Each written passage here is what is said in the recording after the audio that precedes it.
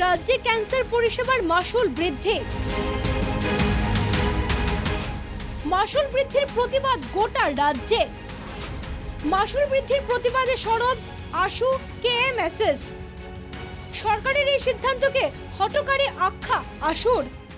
ৰাজ্যিক কৰ্কট প্ৰতিষ্ঠানে চিকিৎসা ব্যয় বৃদ্ধিৰ কাৰণে যি হঠকাৰী অমানৱীয় সিদ্ধান্ত গ্ৰহণ কৰিছে, সদৌ অসম ছাত্ৰ সন্থাই তাৰ বিৰোধিতা কৰিছো আৰু এই সিদ্ধান্ত প্ৰত্যাহাৰ কৰিবৰ কাৰণে দাবী জনাইছো।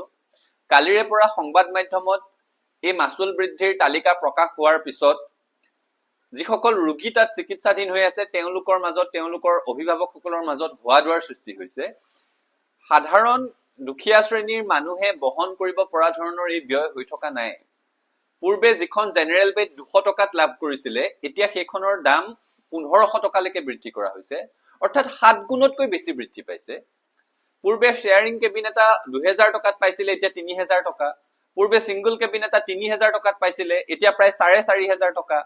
আইচিউৰ খৰচ প্ৰতিদিনে 1500 টকাৰ পৰা 4000 টকা পৰ্যন্ত বৃদ্ধি কৰা হৈছে। এতিয়া ৰোগী এগৰাকীক ভৰ্তি কৰাৰ লগে লগে 10000 টকা আগধন দিব লাগিব বুলি সিদ্ধান্ত গ্ৰহণ কৰিছে। তেজ পৰীক্ষাৰ মাচুল বৃদ্ধি কৰিছে। কেমোথেৰাপিৰ ক্ষেত্ৰত যিটো কৰ্কট ৰোগীৰ কাৰণে অত্যন্ত প্ৰয়োজনীয়, এটা নিৰ্দিষ্ট সংখ্যা পাৰ হৈ যোৱাৰ পিছত তাতো এক বৃহৎ পৰিমাণৰ মাচুল সংলগ্ন কৰি দিছে।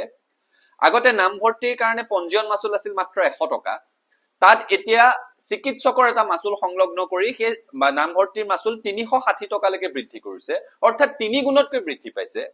এই ধৰণে যদি 3 গুণৰ পৰা 7 গুণলৈকে চিকিৎসা ব্যয় বৃদ্ধি কৰে, অসমৰ দুখীয়া শ্ৰেণীৰ মানুহে কি ধৰণেৰে ৰাজ্যিক কৰ্কট প্ৰতিষ্ঠানত চিকিৎসা লাভ কৰিব পাৰিব?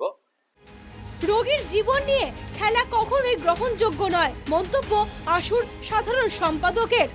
এই ধৰণে তেওঁলোকে যদি ফিজবিলাক ষ্ট্ৰাকচাৰবিলাক সলনি কৰি দিয়ে, তেতিয়া জনসাধাৰণে কেনেকৈ ইয়াত সেৱা ল'বৰ কাৰণে যাব, এই বিষয়টোক লৈ জনসাধাৰণ সন্দিহান হৈ পৰিছে। আৰু চৰকাৰে এটা বিশেষ ব্যৱস্থাৱলীৰ যোগেদি যিহেতু কৰ্কট ৰোগটো আৰু আন আন যিসমূহ জটিল ৰোগ আছে, জটিল ৰোগত আক্ৰান্ত হোৱা ৰোগীসকলক সকাহ দিবৰ কাৰণে বিশেষ ব্যৱস্থা কৰিব লাগে, কিন্তু তাৰ পৰিৱৰ্তে বিশেষ ব্যৱস্থাৰ পৰিৱৰ্তে কিন্তু আমি দেখা পাইছোঁ যে ব্যাপক হাৰত মাচুলহে বৃদ্ধি কৰা হৈছে। মাচুল বৃদ্ধি কৰি ৰোগীক ৰাম টাঙোন সুদোৱা হৈছে আৰু ৰোগীৰ জীৱনক লৈ হেতালি খেলা হৈছে। এই হেতালি খেলা কাৰ্য গ্ৰহণযোগ্য হ'ব নোৱাৰে।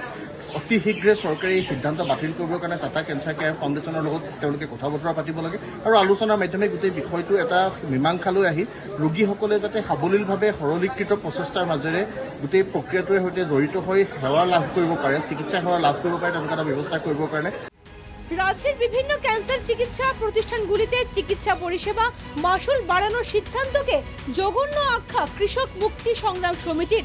এই সিদ্ধান্ত অবিলম্বে প্রত্যাহার করা হোক, মন্তব্য কেএমএসএস এর সাধারণ সম্পাদক বিদ্যুৎ শইকীয়ার।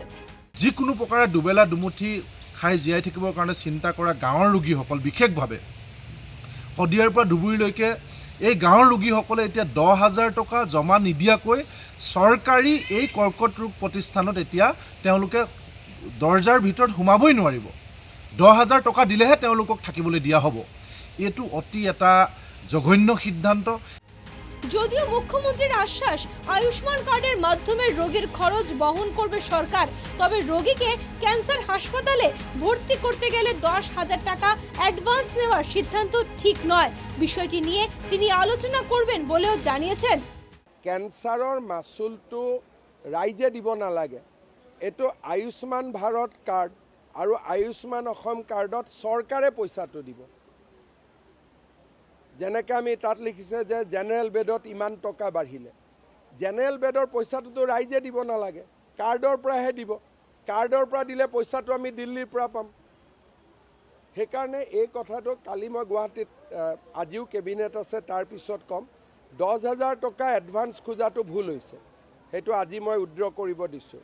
কিন্তু বাকী যি চাৰ্জ আছে, ৰেট আছে, এইটোতো পইচাটো আমি দিল্লীৰ পৰা পাম। গতিকে আমি ৰেটটো যদি অলপ বেছি কৰি দিল্লীৰ পৰা টকাটো আনি আকৌ কেঞ্চাৰ পেচেণ্টৰ কাৰণে খৰচ কৰিব পাৰোঁ, কি বেয়া আছে?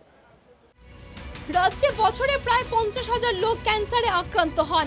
একজন ক্যান্সার আক্রান্ত রোগী মানসিকভাবে এমনিতেই খারাপ থাকে, তার উপর চিকিৎসার অতিরিক্ত খরচের বোঝা রোগীর বেঁচে থাকার ইচ্ছাকে নষ্ট করে দেবে, এমনটা ধারণা বুদ্ধিজীবীদের। Bureau report, NKTV Bangla.